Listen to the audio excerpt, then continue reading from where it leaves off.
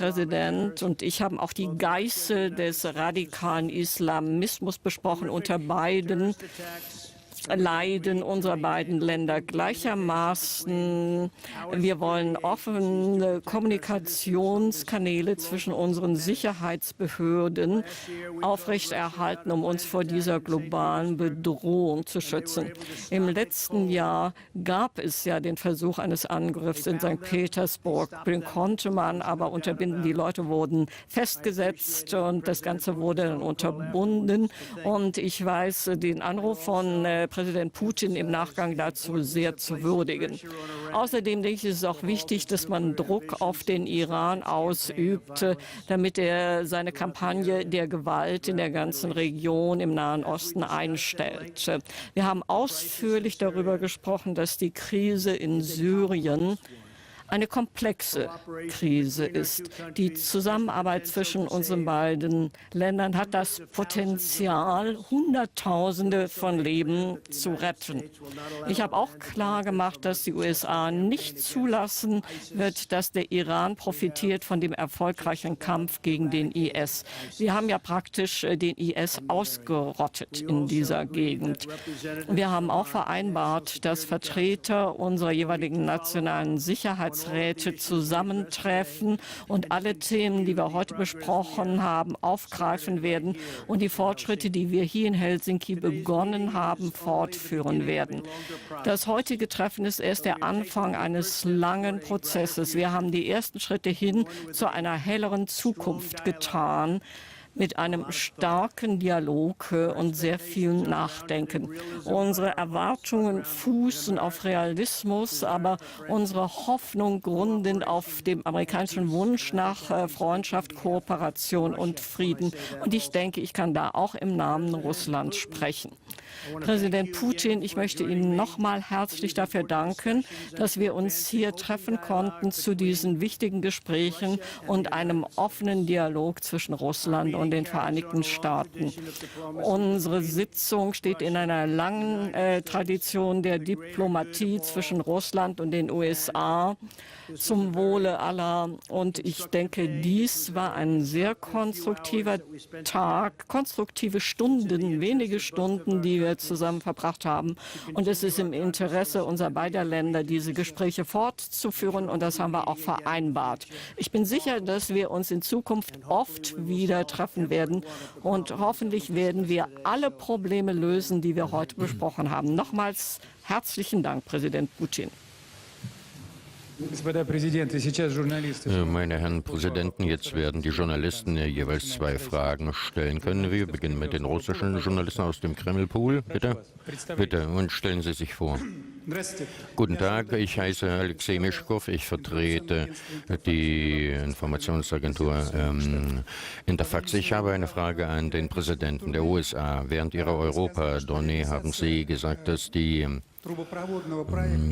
Realisierung des Pipeline-Projekts Nord Stream 2 Europa zur Geisel Russland macht und schlugen vor, die Situation zu umgehen, indem sie Flüssiggas liefern werden. Aber natürlich der der Winter hat gezeigt, dass das europäische Energiesystem funktioniert hat, aber die USA mussten einkaufen, und zwar auch Flüssiggas aus Russland. Die Umsetzung Ihrer Idee, ist die eher politisch und würde das nicht vielleicht dazu führen, dass im europäischen Energieversorgungssystem ein Loch entsteht?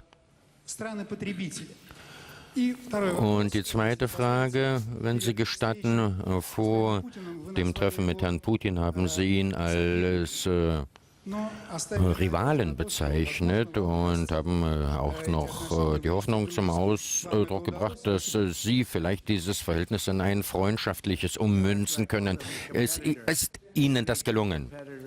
Ich habe ihn einen Konkurrenten genannt und in der Tat ist er ein Konkurrent. Aber das Wort Konkurrent ist ein Kompliment. Wir werden miteinander konkurrieren, wenn Sie von der Pipeline reden. Ich bin nicht sicher, dass das notwendigerweise im besten Interessen Deutschlands ist. Aber diese Entscheidung hat man dort getroffen. Wir werden aber miteinander konkurrieren. Sie wissen, die USA ist jetzt schon oder wird in Bälde der größte Lieferant von Öl und Gas sein. Und wir müssen konkurrieren mit der Pipeline. Wir haben ja unser Schiefergasvorkommen. Also da gibt es einiges zu erörtern. Ich habe das auch mit Angela Merkel nachdrücklich besprochen.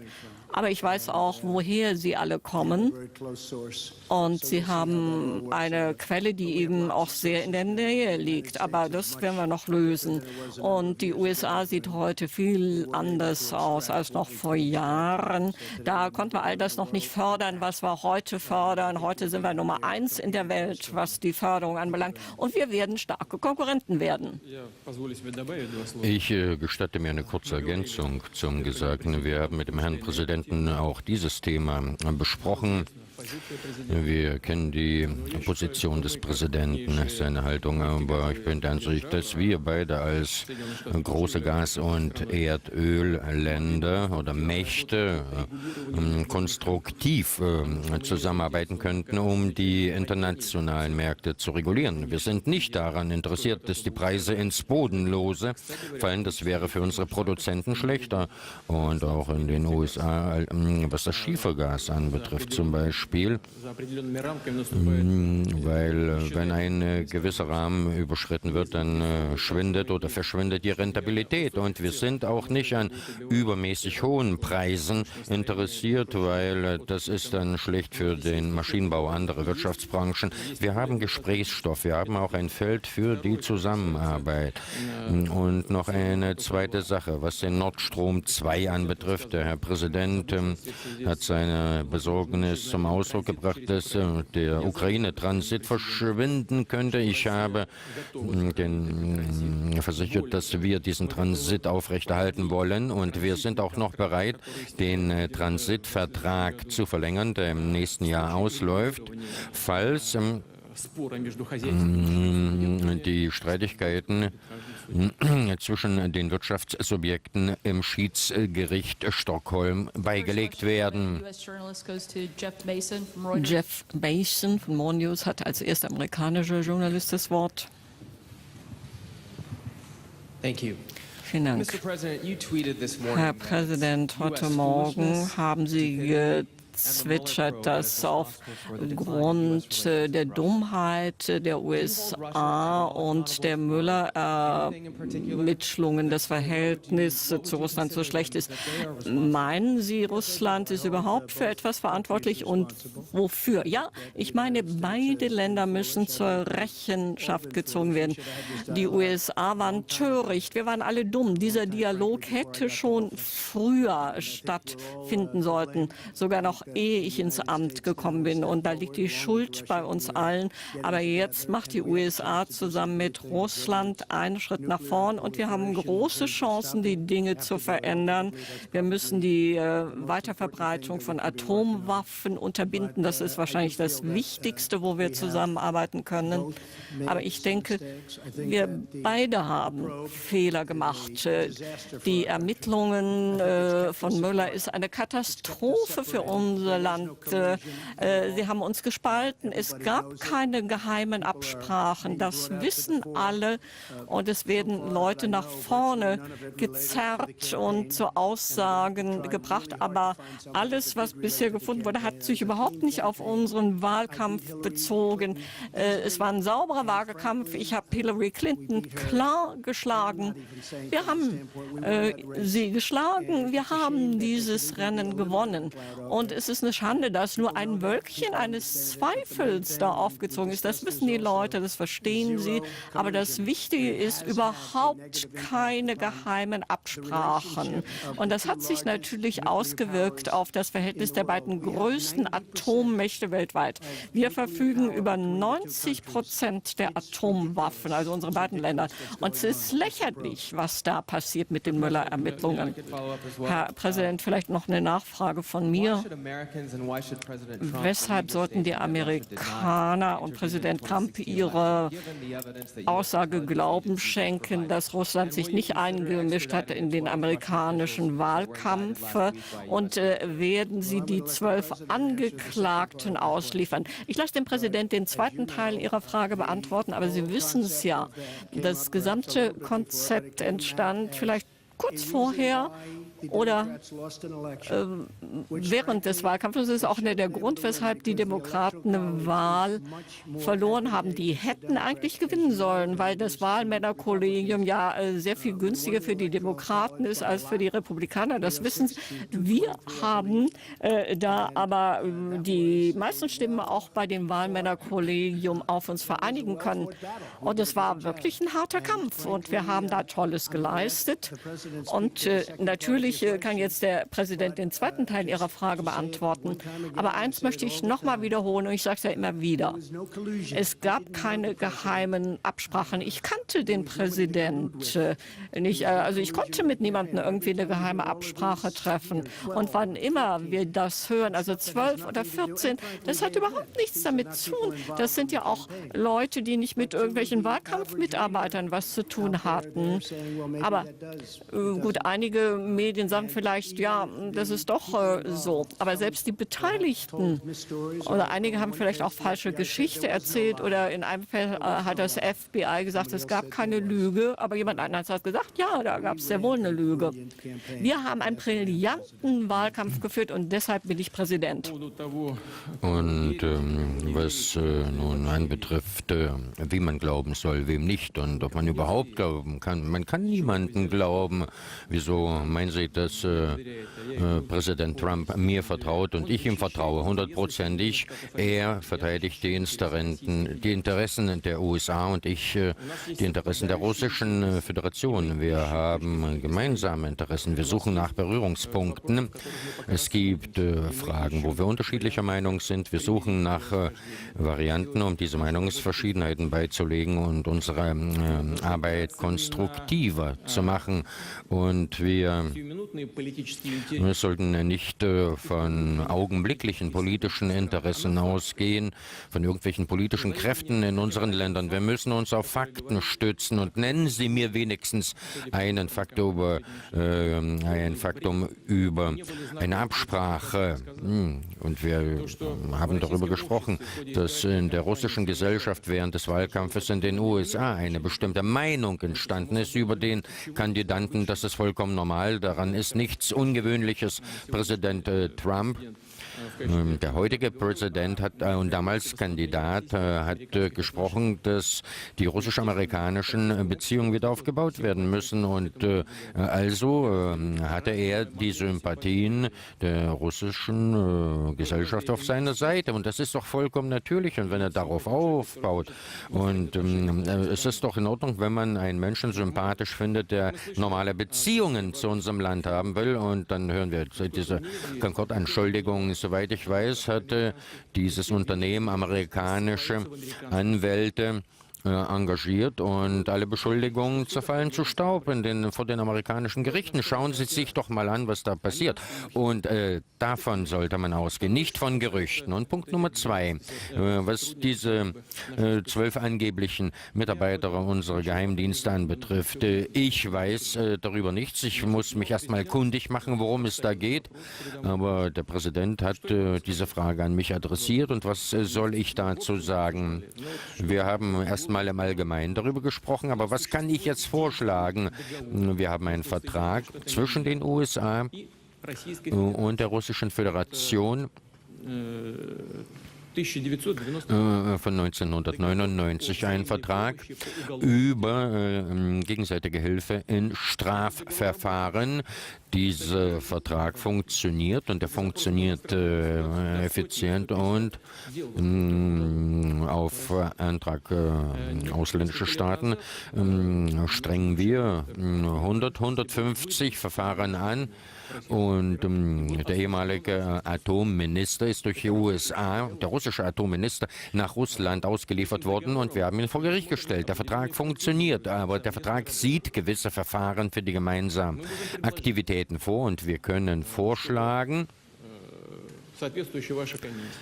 dass Ihr entsprechender Ausschuss oder Kommission mit Herrn Miller, dem Staatsanwalt an der Spitze, im Rahmen dieses Vertrages uns eine offizielle Anfrage stellen kann, um entsprechende Verhöre durchzuführen, und zwar derjenigen Personen, die man gewisse Straftaten verdächtigt. Und unsere Staatsanwaltschaft, die Ermittlungsbehörden werden die Verhöre durchführen und die entsprechenden Unterlagen den USA übergeben. Und darüber hinaus, wir können noch einen weiteren Schritt in diese Richtung unternehmen. Wir können offizielle Vertreter der USA auch aus dieser Kommission von Herrn Miller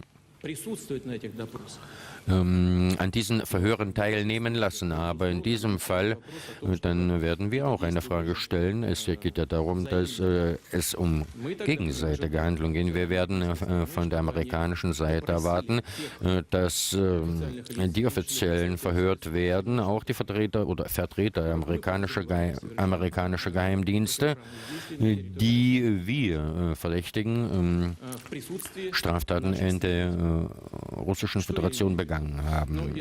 Was meine ich jetzt? Die bekannte Causa der Firma Hermitage Capital. Unsere Ermittlungsbehörden haben festgestellt, dass eine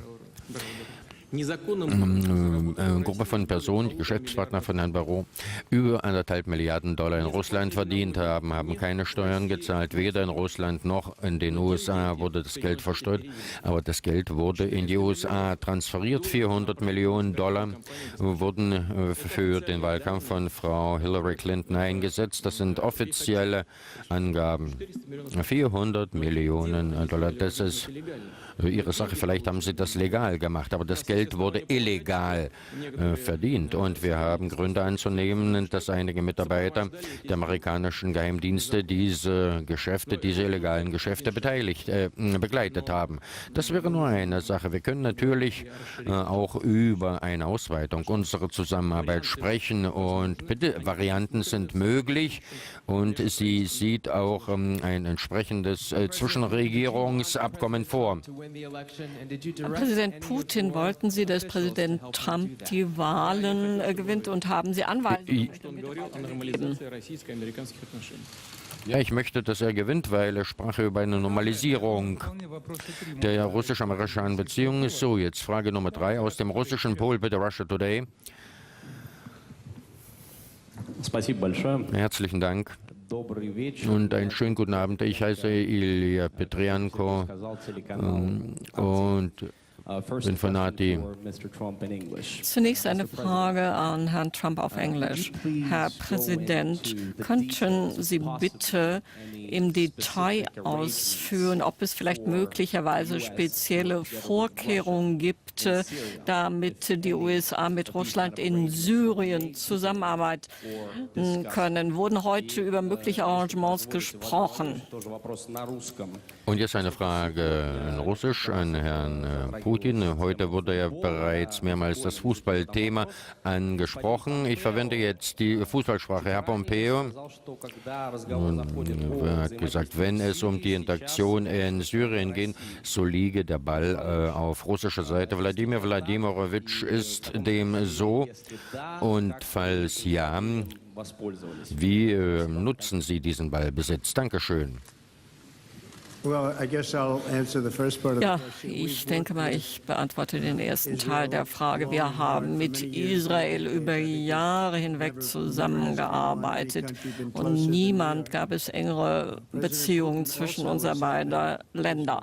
Und Präsident Putin hilft ja auch Israel und wir beide arbeiten mit Bibi Netanyahu zusammen und wir würden auch gern gewisse Dinge machen im Hinblick auf Syrien, was die Sicherheit Israels betrifft. Also wir würden gerne uns einsetzen, um Israel zu helfen und Israel wird mit uns zusammenarbeiten. Beide Länder werden zusammenarbeiten und wenn Sie sich die Fortschritte anschauen, die wir in gewissen Bereichen gemacht haben mit der Ausmerzung des IS zu 98, zu 99% und auch andere Dinge, die sich da getan haben, die wir getan haben.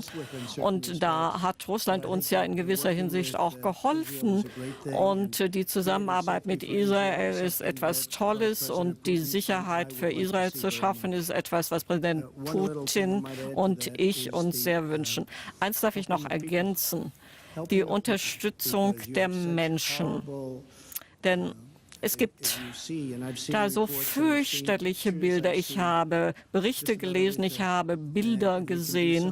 Und wenn wir da etwas bewirken können, um den Menschen in Syrien zu helfen, damit sie wieder in eine Art Unterkunft bekommen und auch humanitär betreut werden. Also ich denke, daran haben wir beide ein großes Interesse und das werden wir auch tun. Vielen Dank. Ja, aber Sie haben keine speziellen Vereinbarungen getroffen, zum Beispiel zwischen den Militärs. Also unsere Militärs kommen gut miteinander aus, wahrscheinlich besser da als die politischen Führer und das über Jahre hinweg. Aber unsere Militärs kommen gut miteinander aus und sie sprechen sich in Syrien und andernorts ab.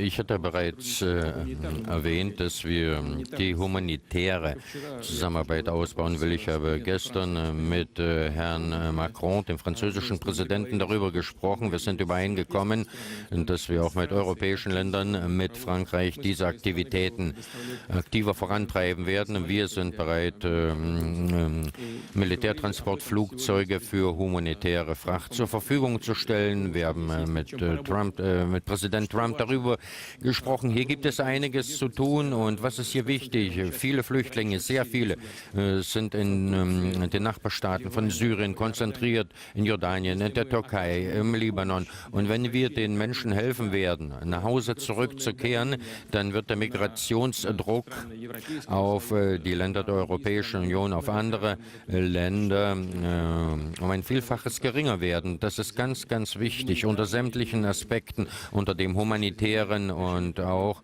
unter dem Aspekt der Lösung der Flüchtlingsfrage. Aber insgesamt, da stimme ich Präsident Trump zu, unsere Militärs interagieren sehr gut, sie arbeiten gut zusammen und ich hoffe, dass sie auch so weitermachen werden wie in der Vergangenheit. Wir werden auch im Astana-Format weitermachen. Russland, die Türkei, der Iran, darüber habe ich Donald Trump ebenfalls informiert, aber wir sind bereit, diese Anstrengungen mit den Anstrengungen der Kleinstaatengruppe zusammenzulegen, damit der Prozess einen breiten Charakter annimmt, damit wir wirklich maximale Chancen besitzen, um den endgültigen Erfolg zu erzielen. Ja, und was noch den Ball auf unserer Seite des Feldes anbetrifft, im Zusammenhang mit Syrien, Herr Präsident hat gerade erwähnt, wir haben die Fußball-WM erfolgreich durchgeführt. Und hier, apropos Ball, jetzt übergebe ich diesen Ball an Herrn Präsidenten und jetzt ist er auf seiner Seite, insbesondere weil ja die USA in 2026 die Fußball-WM ausrichten werden. Ja, vielen Dank. Das stimmt und ich hoffe, dass wir als Ausrichter genauso gut sein werden. Also das ist für unseren Sohn Baron. Melania, hier hast du den Ball. Und jetzt noch eine letzte Frage von der amerikanischen Seite von AP.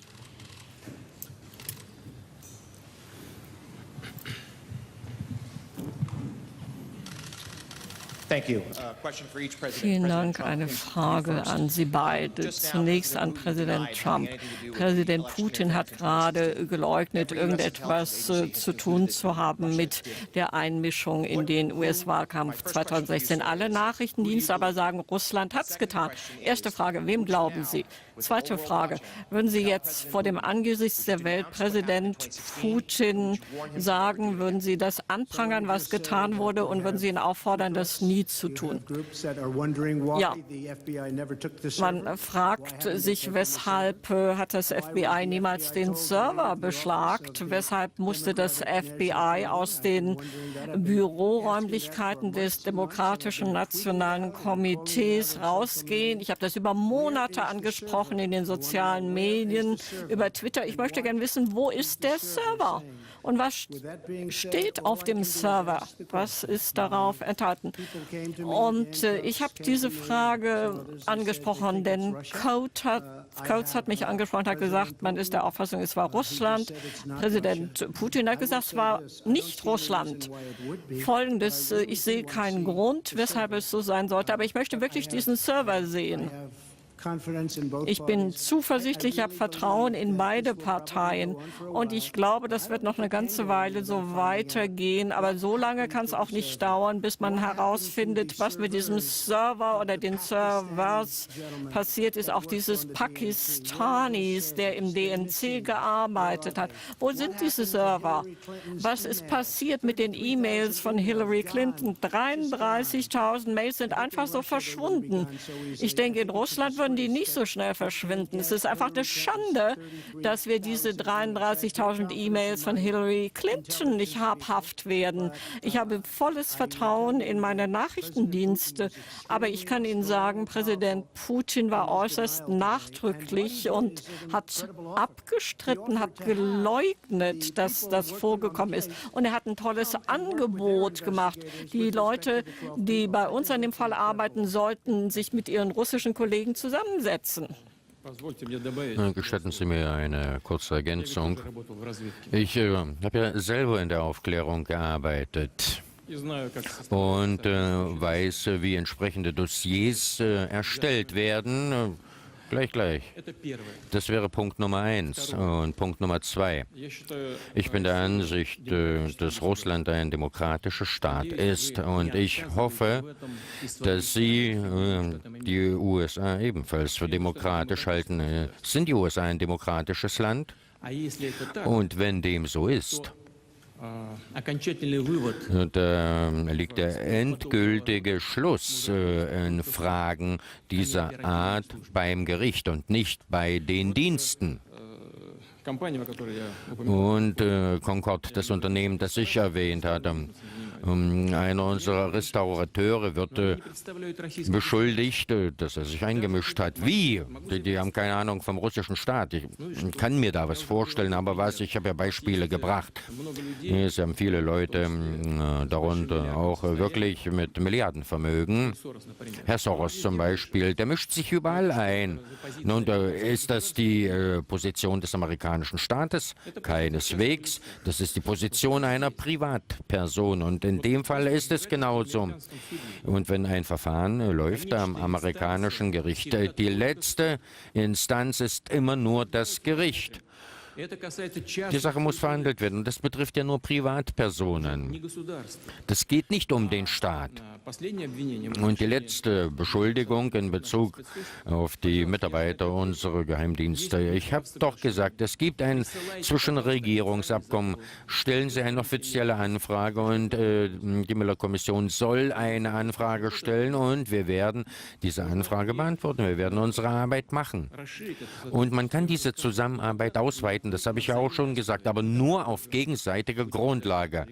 Und dann werden wir von der amerikanischen Seite auch erwarten, dass wir Zugang zu den Personen erhalten, von denen, die wir für Geheimdienstler halten. Wir müssen konkret reden und nicht das russisch-amerikanische Verhältnis als Karte im amerikanischen innenpolitischen Spiel verwenden. Eine Frage an Präsident Putin. Nein, zwei Fragen. Können Sie mir sagen, was Präsident Trump Ihnen vielleicht gesagt, was die offizielle Anerkennung der Krim als Teil von Russland anbelangt? Und zweitens, hat die russische Regierung kompromittierendes Material über Präsident Trump und seine Familie? Also, die Haltung von Präsident Trump zur Krimfrage ist bekannt. Er bleibt bei seiner Position. Er spricht über die Gesetzeswidrigkeit des Anschlusses Krim an die Russische Föderation. Wir sind anderer Ansicht. Wir haben ein Referendum durchgeführt, gemäß Völkerrecht, gemäß UN-Charta. Für uns ist diese Frage erledigt. Punkt Nummer 2, was jetzt irgendwelches kompromittierendes Material anbetrifft. Ich habe davon einiges zu Ohren bekommen, dass wir solches Material gesammelt haben, als er in Moskau war. Meine verehrten Kolleginnen und Kollegen, als Herr Trump nach Moskau gekommen ist, wusste ich nicht mal, dass er da ist. Ich respektiere Präsident Trump als das Oberhaupt der Vereinigten Staaten, aber als der Geschäftsmann nach Moskau gekommen ist, wusste ich nicht, dass er da ist. Zum Wirtschaftsforum St. Petersburg sind über 500 amerikanische Geschäftsleute von Rang und Namen gekommen. Und ich kann mich an die Namen nicht erinnern. Und glauben Sie, dass wir jeden operativ bearbeiten und kompromittierendes Material suchen? Einen größeren Quatsch kann man sich einfach nicht vorstellen. Geht einfach nicht. Und wirklich, werfen Sie solche Dummheiten einfach aus Ihrem Kopf. Und ich muss sagen, wenn Sie es gehabt hätten, hätten Sie es schon letzt veröffentlicht. Und wenn jeder Peters Truck in den letzten Tagen verfolgt hat, er hat ja ausgesagt vor dem Kongress, ich habe es mir angeschaut, das war eine Schande für unser Land. Das war wirklich eine fürchterliche Hexenjagd. Vielen Dank.